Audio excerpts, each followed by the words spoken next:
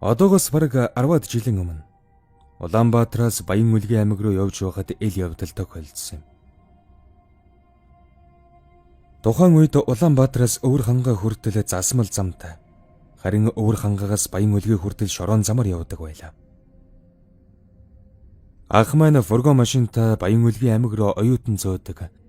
Нэгэсэндээ хот хоорондын зоржигч тээвэр байсан гэхүү дээ. За тэгээд 6 сард хижээл амарч хэдэн оюутан аваад 2 өдөр 2 шөнө давгссаар үүрээр 4 цагийн алдад Баян Үлгийн аймгийн ойролцоо Толбонуурын хажууханд болж байсан. Ширүүхэн дайнд гавья байгуулж нэрэн үлдээсэн Хасбаатар, Байкалов гэж 2 баатар эрийн дурсгал зориулсан хөшөө байдаг газар руу нийлэн дөхөж байлаа. Үүрээр хойно сууж явсан оюутнууд бүгд ундчихсан. Анх жолоо барьж би хажууд нь сууж явлаа. Хүмүүс унтаж байгаа болохоор хөгжим сонсож болдоггүй. Юм ч яриад байж болохгүй. Ганц харж байгаа юм гэвэл урд машины гэрэл харагдах шорон замл байсан юмдаг.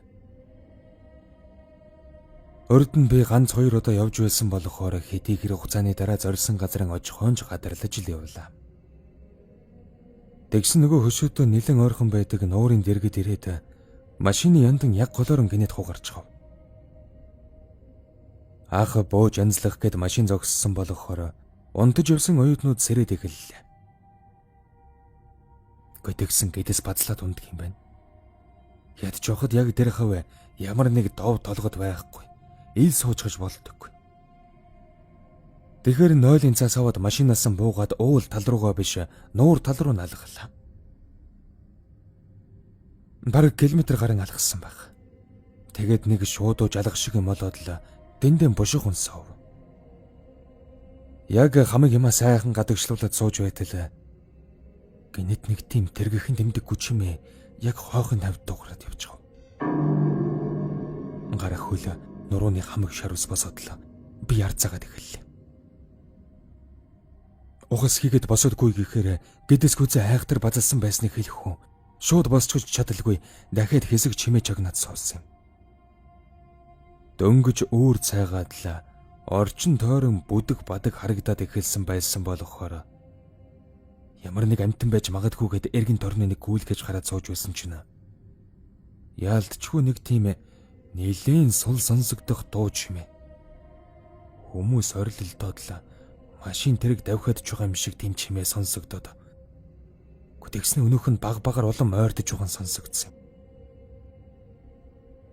За ямар нэг юм ойртоод ирж байгаа юм байна гэж бодоод гэдэс бацлах нь зүгээр болоогүй ч өмнөхөн бодвол хамаагүй дээрдсэн болохоор хурдхан шиг дуусгаад өмдөн татж байтал.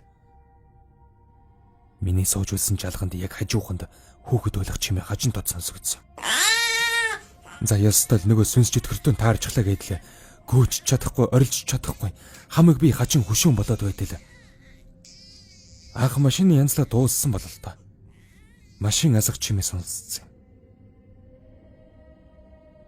Тэр дуунаар нэг ухаан орж эзэгүү талд хачин хантай сонсогдож хөл гар хөдлөх шиг болсон.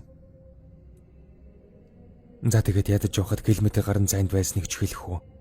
Тэр бол миний амьдралдаа туулсан хамгийн урт 1 километр байсан та. Дөнгөж жалганаас гараад гүөхөд хөл дороо бууны хонго, 9 шидийн хувцас хунарны хог, ямар нэг амтны ч гэмээр юм уу яс гэдэл өчнөө юм хөлд тэглэж байсан юм. Тэгээд гүйжүүлсэн чинь араас бүр яг миний нэрийг дуудаад байгаа юм шиг сонсогдоод бүр үнэхээр амар юм бэлээ. Өмнө нь оршуулгын газараар явж явахад араас чинь нэрээр чинь дуудвал эргэж харж болохгүй шүү гэдэг үгийг сонсож байсан болохоор эргэж харахгүй гүрийж машиныхаа зүг гүгээд л байлаа. Нөгөө жалганд хүүхэд уйлсан ч юм. Миний нэрийг бас хэн дуудав? Бас эзгүй талд юм хүмүүсийн орилдох ч юм ээ. Ингээд л гүйж явахдаа бодох тусам дотор арзагнаад л тэр айдас нь бүдрээд унчих үедээ гэсэн айдас болж хуурайд л ёстой аимшигт. Тэгсээр ашгүй нэгэн машин хажууганд харагдаад би ч хурд хийсээр машиныхаа урд хаалгыг онгойлгон шууд л огл өсрөн ороод жив чимээгөө суучглаа. Тэгсэн ах хараас орж ирээд "Чиж нь хайж чихдэг юм бэ? Чамааг ч баахан хүлээлээ штэ." Гэх зэрэгээр юм яриад л байсан юм. Би ч юун тэрийг нь сонсох мантаа байсанда шууд л хариуд нь засчихсан бол хурдан явъя гэж хэлээд машин чихөдөллөө. Тэгээд хөдлөө дудаачгүй хойно сууж явсан нутгийн оюутнууд бүр нойрон сэргэг болчихсон сууж элдв юм ярилцаж байснаа саяны зогссон газрыг гүйдэлтэй инээ тэрийг яриад л эхлэв.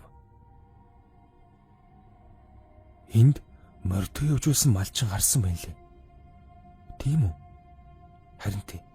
Нуурын ирэг дээр дайм болж байгаа чимээ гараад ойртод очихоор дарин дээр үнэртэж 9 шидийн шаргацсан зэргүүд орилолдоод янз янзын марагдаад байдаг гэсэн.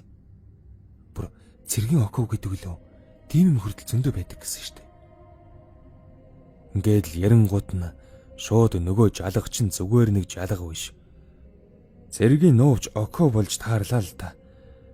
За ямар тааж айдгаа ардаа хийчихсэн. Сүнс чөтгөр нь тагаагүй. Нүдэнд ил харагдаг нь боллоо. Ингээд жаахан дайвшраад явж байтал яг нөгөө хоёр баатрын хөшөө тэр урд сөөмөлцөд харагдаж эхэллээ. Ойртох тусам тэр нь ганц хөшөө биш. Хажууд нь бас нэг юм байгаад байгаа бололтой байв.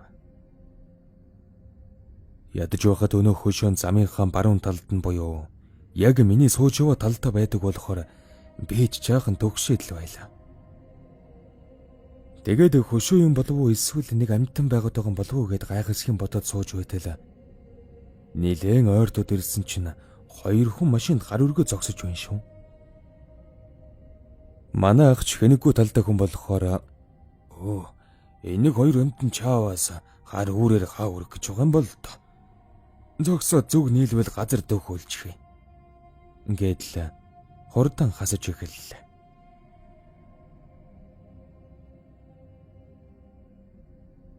Өнөө хоёр чинь гараа өргөсөн хэвээр. Манай машин ч гэсэн айжуухан ойрдсоор нэлээд дөхөөд ирвэ. Тэгээд машиныг гэрэлд харсан чинь өнөө хоёр чинь хоёулаа нэг тийм цэргийн гэмээр цагаан өнгөтэй өмд цамцтай. Нэг нь нэг талын нүд энтрэн даруулаад цагаан альчуураар ороосон бололтой. Тэр давуу нь цуснаж болчихсон юм шиг.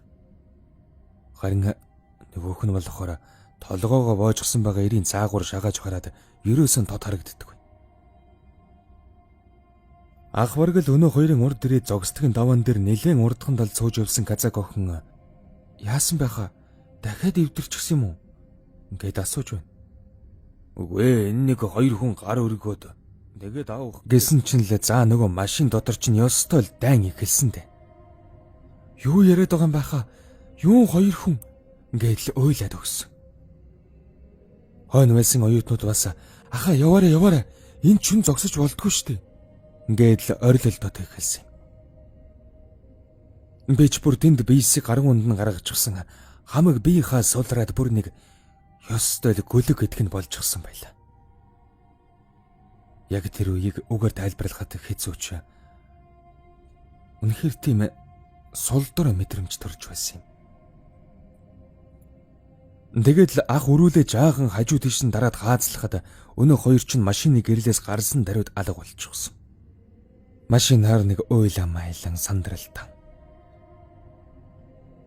Тэгсэн унтаагүй сэрүүн явж байсан хүмүүс нь хараад унтаж байгаа сэрсэн хүмүүс нь тэр хоёр хүнийг хараагүй юм билээ.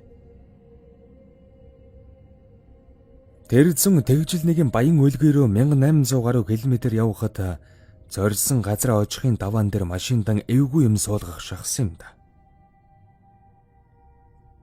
Хэрэг суулгачихсан байсан бол яах байсан болоо. Зогсоод ч юм уу миний талын зонхыг онгойлгоод хаа хүрхнүч гэдэг юм уу нэг юм асуухал байсан байх. Одоо ингэж тэр дурсамжаа та нарт ярьсан чинь бүр хамаг би ард зайчихлаа.